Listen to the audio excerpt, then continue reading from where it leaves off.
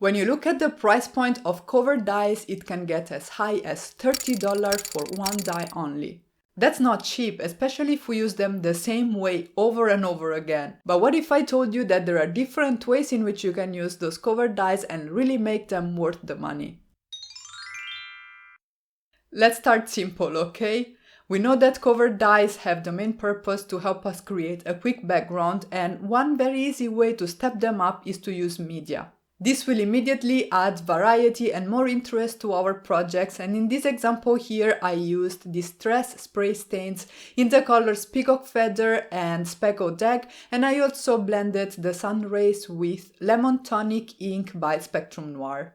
I am using Slimline cover dies today, but everything I mention in this video applies to any size cover die that you may have, except for those embossing dies. Those, I haven't found different ways to use them yet. A little bit of personalization is the first step to extend the use of our cover dies, and then once our background is ready, we can go ahead and complete the card with some images and our custom sentiment. Now, of course, this isn't exactly groundbreaking, but it's a start, right? Let's see what else we can do. If you look at these cover dies, they all have a pattern, so why not turn them into stencils? And you don't even have to go out and buy more supplies, because all you need is to die cut some acetate. Unfortunately, I only had some very strong and sturdy acetate, and there was no way my die cutting machine managed to cut through it. But it takes way more to discourage a crafter on the path to save money. So I went ahead and die cut the pattern out of some watercolor cardstock, and I'm using that as a stencil. I blended some distress ink in Picked Raspberry through this pattern onto my card base, and while I was at it, I just blended the entire panel, and I'm gonna use that for a card. That's what I call crafty efficiency.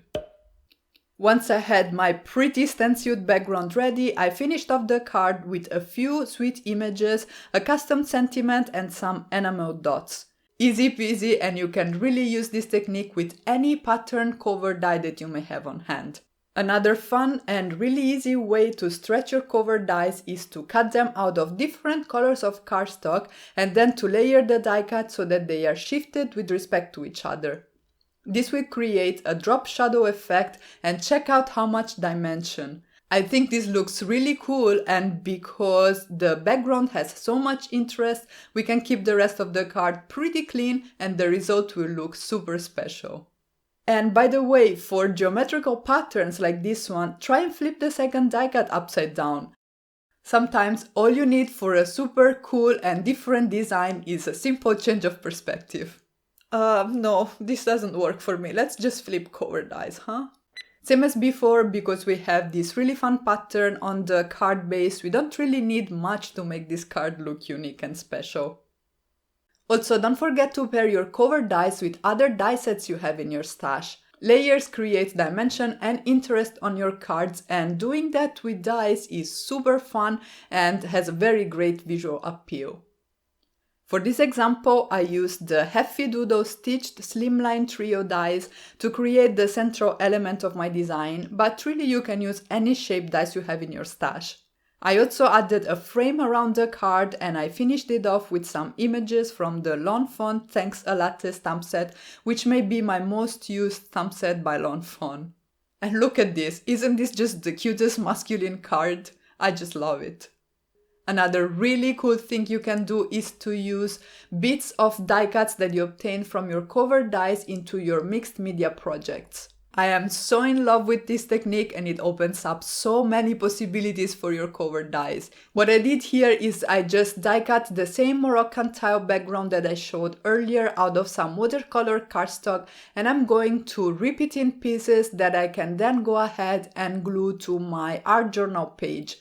You don't even need to cut the whole panel, as you will just need bits and pieces, and of course you can use both positive and negative dies. This is also a great way to get rid of those little scraps in your stash that you don't know what to do with, but yet you can throw. Back to the technique, this is a page that I obtained with a die by Waffle Flower, and it's going to be the first page in my disc-bound art journal. I glue my die cut pieces to the background and then I primed everything with some gesso, and the real magic happens here when you start adding mediums to your background. For this particular project I used gloss sprays by Ranger, a little bit of water to move them around, and some Nuvo shimmer powders for a pop of color. And look at how adding mediums really brings out all the texture from these die cuts. I'm in love. A giant cupcake and the most accurate sentiment ever completed my art journal background, but wait, don't go yet, because there is another video you should totally check out. There I'm sharing 2 fun techniques to take your distress oxides to the next level, so make sure to click and watch, and I'll meet you there. I'll meet you there too!